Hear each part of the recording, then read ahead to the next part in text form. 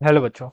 Let's read this question. So this question says, which of the following option is correct for object having a straight line motion represented by a falling graph? ठीक है, straight line motion बोल रखा है object का। Alright, तो चलिए बच्चों इसके करस्पॉन्डिंग आपने यहाँ पर फोर ऑप्शंस भी गिवन कर रखे हैं। तो इसके मोशन को देखिए एनालाइज करते हैं। क्वेश्चन में आपको ग्राफ गिवन कर रखा है।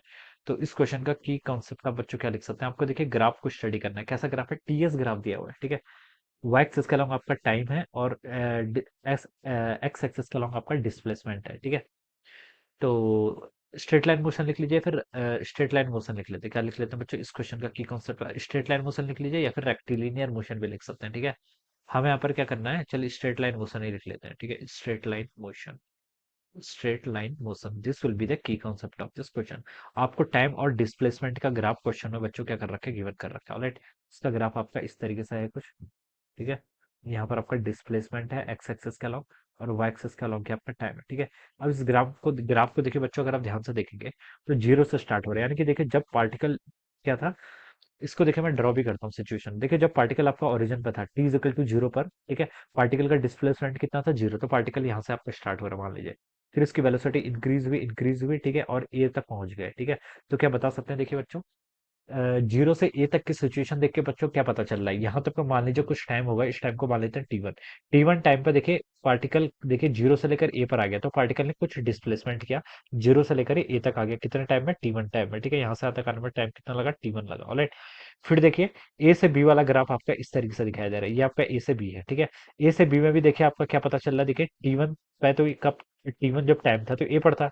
फिर ये आपका टाइम तो ऐसा प्रोसीड करता रहता है ना, टाइम पीछे नहीं जाता, टाइम ऑलवेज आगे जाता है। ठीक है, तो जब टाइम टी वन से टी टू हुआ इतनी देर में ए से बी पहुंच गया। ठीक है, ए से बी पहुंच गया। ठीक है, वेलोसिटी देखिए डिस्प्लेसमेंट टाइम कर्व का स्लोप भी पॉजिटिव आ रहा है, तो उसकी वेलोसिटी ऐसे रहेगी। ठीक है, तो टी टू टाइम में बच्चों कहाँ से कहाँ पहुंच गया? आपका ए से बी पर पहुंच गया। ठीक है, फिर देखिए बी से सी की तरफ। ठीक है, बी से सी की तरफ का आपको ऐसे ग्राफ दे रखा है। ठीक है, यानी कि देखिए जैसे जैसे आपका टाइम बढ़ रहा है इसका डिस्प्लेसमेंट क्या हो रहा है? लेस हो रहा है। डिस्प्लेसमेंट यानी कि बी से आप देखिए पीछे को आना शुरू कर रहा है। ठीक है, मान लीजिए कहीं पर ऐसे सी पॉइंट आ गया, कितने टाइम पर? टी थ्री टाइम पर ही आपका यहाँ पर पहुंच गया।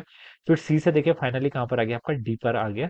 और डी कहाँ पर आपका? देखिए जब आपका डिस्प्लेसमेंट जीरो यानी कि ओरिजिन पर आ गया। ठीक है, तो डी से यहाँ पर पहुंचा, फिर यहाँ से आपका फाइनली यहाँ पर आ गया, कितने? टी फोर टाइम में। तो इस तरीके से बच्चों उसका यहाँ पर हमें क्या दे रखा है? ग्राफ दे रखा है। तो हमें ये पता चल रहा है। तो ओ से स्टार्ट हुआ था इनिशियल और फाइनल भी वहीं पर ही आ गया। ठीक है, अब ये हमने मोशन को जज कर लिया। अब ऑप्शंस पे आते हैं। देखिए क्या लिखा है?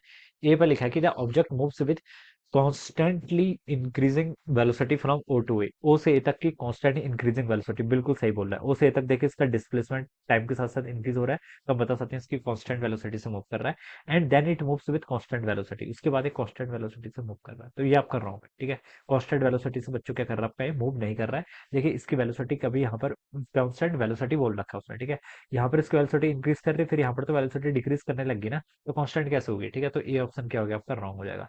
बी पर देखिए क्या बोल रखा है? Velocity of the object increases uniformly, velocity increase कर रही है, जीरो से ए तक बच्चों इंक्रीज कर रही थी, बिल्कुल ठीक। ए से बी तक भी इंक्रीज कर रही थी।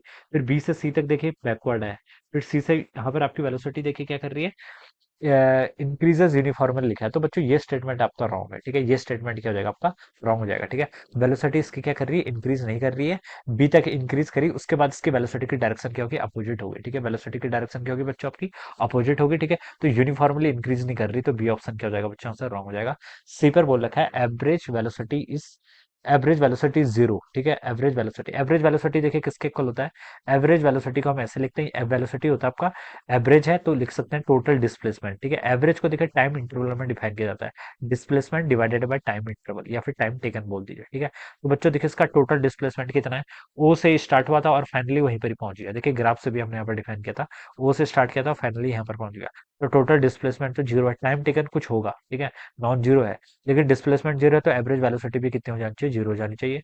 तो सी ऑप्शन पे लिखा है एवरेज वेलोसिटी जीरो, तो ये स्टेटमेंट बच्चों बिल्कुल करेक्ट है। डी पर देखिए क्या लिखा है?